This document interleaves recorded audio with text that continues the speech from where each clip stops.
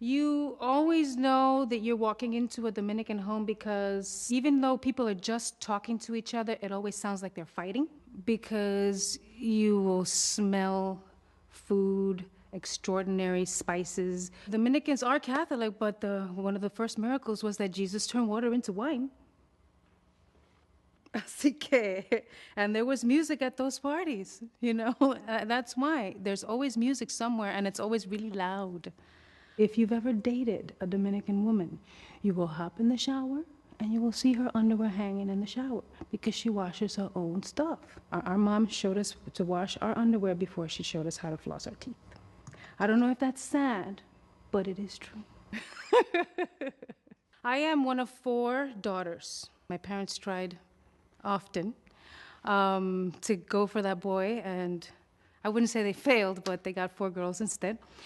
But I'm a twin. And that meant instead of a quinceañera, we had a sweet 16, but we had a double sweet 16. You rent the big hall that's situated right under the number 4 train, which is a narrow hall instead of a wide hall. We had the big poofy gowns, which you rent, you don't buy. The big wicker chairs, the 8 girls and the 8 guys. And we had a choreographed dance number.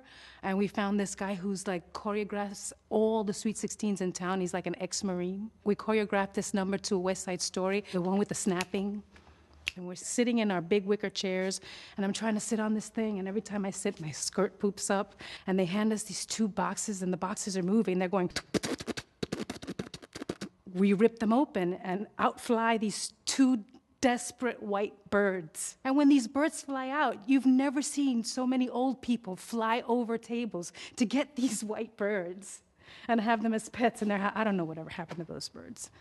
But it was like, you know, the sweetest thing that working class people from the Bronx can do for their kids. My parents both came from desperately poor reality in the Dominican Republic. So however challenging it may have been financially, however lacking it was in terms of what they failed to teach us, they were working so hard to give us what we needed.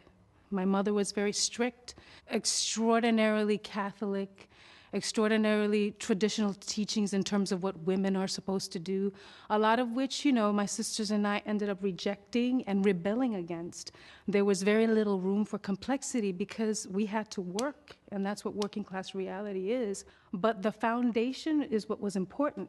You have to study, you have to go to school, you have to go to college. That's the best teaching that they could have. And if that's one thing that I could impart on my daughter, that's what I will do. I will definitely show my daughter to floss her teeth and wash her underwear in the shower.